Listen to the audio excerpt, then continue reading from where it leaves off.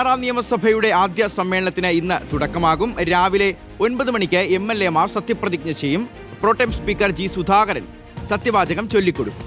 Speaker, deputy speaker തെരഞ്ഞെടുപ്പ് നാളെ നടക്കും. 29-നാണ് ഗവർണറുടെ നയപ്രഖ്യാപന പ്രസംഗം. ജൂൺ 5-ന് സമ്പൂർണ്ണ ബജറ്റ് അവതരിപ്പിക്കാനാണ് സർക്കാർ ആലോചിക്കുന്നത്. ആർ റോഷിപാൽ നൽകും വിശദാംശങ്ങൾ. Good morning Roshipal. ഇന്ന് 16-ാം നിയമസഭയുടെ ആദ്യ സമ്മേളനത്തിനാണ് തുടക്കമാകുന്നത്. ഇന്നത്തെ നടപടിക്രമങ്ങൾ എന്തൊക്കെയായിരിക്കും? സുധീഷ് ഷിഹാസ് 10 വർഷത്തിന് ശേഷം UDF അധികാരത്തിലെത്തിയതിനു ശേഷമുള്ള MLA-മാരുടെ സത്യപ്രതിജ്ഞ എന്ന ഒരു രാഷ്ട്രീയ പ്രത്യേകത കൂടിയുണ്ട് ഇന്നത്തെ നിയമസഭാ സമ്മേളനത്തിന്. ഇന്ന് 139 MLA-മാരാണ് നിയമസഭയിൽ സത്യവാചകം ചൊല്ലുന്നത്. അത് പ്രോടെം സ്പീക്കർ ജി സുധാകരൻ സത്യവാചകം ചൊല്ലിക്കൊടുക്കും.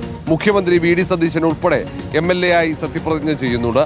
ഏതാണ്ട് 3.5 മണിക്കൂറെങ്കിലും ഈ നടപടിക്രമങ്ങൾ പൂർത്തിയാൻ സമയമെടുക്കും. അത് കഴിഞ്ഞാൽ ഇന്നത്തേക്ക് നിയമസഭാ സമ്മേളനം പിരിയും. നാളെ രാവിലെ 9 മണിക്കാണ് സ്പീക്കർ, ഡെപ്യൂട്ടി സ്പീക്കർ തെരഞ്ഞെടുപ്പ് നടക്കുക. UDF സ്പീക്കർ പദവിയിലേക്ക് അവിടെ തിരുവഞ്ചൂർ രാധാകൃഷ്ണൻ, മുതിർന്ന നിയമസഭാ സാമാജികൻ കൂടിയ തിരുവഞ്ചൂർ രാധാകൃഷ്ണനെയാണ് കൊണ്ടുവരുന്നത്.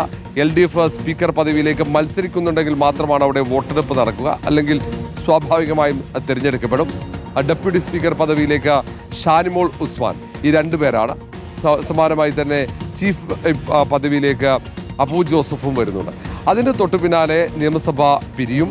നാളെ നിയമസഭ പിരിഞ്ഞാൽ പിന്നീട് 29-നാണ് വീണ്ടും നിയമസഭ ചേരുന്നത്. അന്ന് ഗവർണറുടെ നയപ്രഖ്യാപന പ്രസംഗമാണ്. നയപ്രഖ്യാപന പ്രസംഗം കഴിഞ്ഞാൽ തൊട്ട് 2 ദിവസം, ശനി ഞായർ ദിവസങ്ങളിൽ നിയമസഭ അവധിയായിരിക്കും. പിന്നീട് തിങ്കളാഴ്ച നിയമസഭ വീണ്ടും തുടങ്ങുമ്പോൾ 1-ാം തീയതി മുതൽ 3 ദിവസം നയപ്രഖ്യാപന പ്രസംഗത്തിന്മേലുള്ള നന്ദി പ്രമേയത്തിലുള്ള ചർച്ചയായിരിക്കും. അതിനുശേഷം 5-ാം തീയതി ഈ സർക്കാരിൻ്റെ, VD സതീശൻ സർക്കാരിൻ്റെ പ്രഥമ ബജറ്റ് അവതരിപ്പിക്കുക. അത് സമ്പൂർണ്ണ സമ്മേളനത്തിൻ്റെ ഒരു തുടക്കം കൂടിയായി മാറും. സമ്പൂർണ്ണ ബജറ്റ് കൂടിയായിരിക്കും. അന്ന് 5-ാം തീയതി ആയിരിക്കുമെന്നാണ് സൂചന.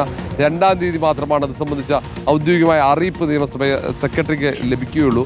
ഇതുവരെ ഔദ്യോഗിക അറിയിപ്പ് ലഭിച്ചില്ല. ഇതുവരെ 3-ാം തീയതി വരെ നിയമസഭ സമ്മേളിക്കുമെന്ന കലണ്ടർ മാത്രമാണ് പുറത്തിറക്കിയിട്ടുള്ളത്.